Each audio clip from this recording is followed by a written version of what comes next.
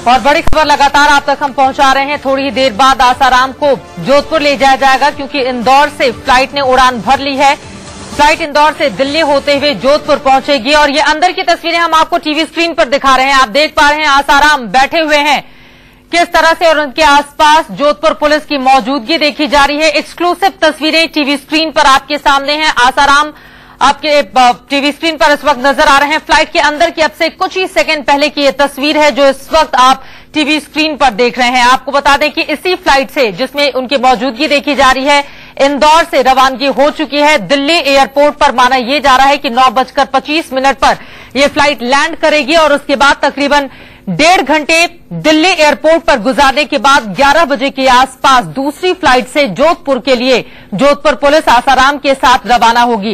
इस वक्त India news पर आप एक्सक्लूसिव तस्वीरें आसाराम की देख पा रहे हैं। चेहरा उनका किस तरह से मुरझाया हुआ है और जाहिर तौर पर मुश्किलें जिस रूप में बढ़ी हुई हैं आसाराम की, वो उनके लिए काफी ज्यादा चिंताजनक है क्योंकि पिछले 17 दिनों से आसाराम झांसा देने की कोशिशों में लगातार लगे रहे, लेकिन एक भी तिकड़म काम नहीं आया और आखिरकार आसाराम की गिरफ्तारी हो ही गई। इसके पहले उन्होंने धमकी भी दी थी कि अगर उन्हें गिरफ्तार किया गया तो वो अन्न जल त्याग देंगे, उनकी जान को खतरा है। उन्हें जेल में रखा गया तो उन्हें जहर दे दिया जाएगा। मां और बेटे यानी कि सीधे सीधे सोनिया गांधी और राहुल गांधी पर निशाना साधते हुए उन्होंने कहा था कि मां और बेटे के इशारे पर ही ये सब कुछ हो रहा है। और अब आसाराम गिरफ्तार हो चुके हैं।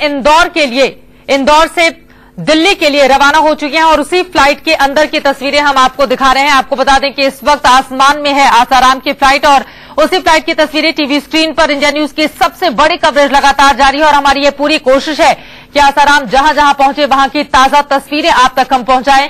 बहरहाल उनकी मुश्किलें बढ़ चुकी हैं। यौन शोषण के आरोपी आसाराम को शनिवार की आधी रात इंदौर से गिरफ्तार कर लिया गया। जोधपुर पुलिस ने आसाराम को इंदौर के आश्रम से गिरफ्तार किया और 7:50 पर एयर इंडिया की इस फ्लाइट से इंदौर से रवानगी हो चुकी है आसाराम की। फ्लाइट के अंदर की तस्वीरें आपके सामने हैं और दिल्ली एयरपोर्ट पर तकरीबन 1 घंटे के बाद यह फ्लाइट लैंड करेगी।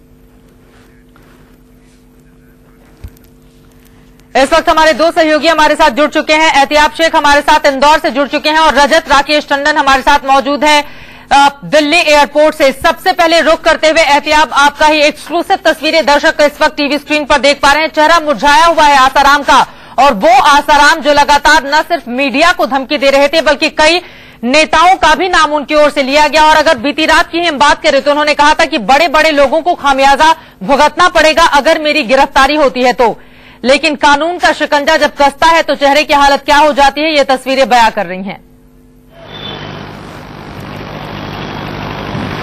निश्चित तौर पे मैंने जैसा आपको बताया था कि आसाराम बापू के जो बॉडी लैंग्वेज रही है जब से वो एयरपोर्ट के प्रेमाइसिस में पहुंचे थे वो काफी सुस्त नजर आई थी। उनकी नींद तक उड़ी हुई नजर आ रही थी। उन्होंने पूरी रात नींद नहीं ली, कुछ झपकियां ली है।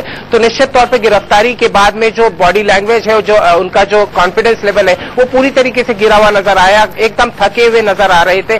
जहां तक आसाराम बापू के पुरानी बातों की बात की जाती है तो धमकी देने में वो हमेशा किसी भी कोई कमी नहीं छोड़ते थे। जहां तक उनका कॉन्फिडेंस की बात की जाती थी कि वो बिल्कुल सीना ठोक के हर बात कहना उनकी एक आदत में शुमार था। और जहां तक बात की जाती थी कि धमकी दी जानी होती थी तो निश्चित रूप से खुले रूप में वो धमकियां देते नजर आते थे। अभी गिरफ्तारी के पहले जो ये बात कही थी उन्होंने ये कहा था कि इस बात का खामियाजा चुनाव में भुगतना पड़ेगा। तो निश्चित तौर पे वो सीधे सटीक निशाना लगाकर बोलते थे। लेकिन गिरफ्तारी के बाद में आसाराम बापू का जो नया रूप देखने को मिला वो निश्चित रूप से बिल्कुल विपरीत है जिस आसाराम की जो छवि सामने रहती थी। बिल्कुल जो छवि सामने रहती थी और हमने देखा है पिछले कुछ दिनों में जैसे जैसे कानून का शिकंजा उनके ऊपर कसता हुआ चला गया उसके बाद उनकी बौखलाहट भी सामने आई। और ये अपने आप में पहली बार है जब गिरफ्तारी हुई है आसाराम की, क्योंकि इसके पहले भी कई गंभीर आरोप आसाराम के ऊपर लग चुके हैं, चाहे उनके आश्रम में 2 बच्चों की मौत का मामला हो या फिर उनके चेले राजू चंडोक की हत्या का मामला या फिर खुद उनके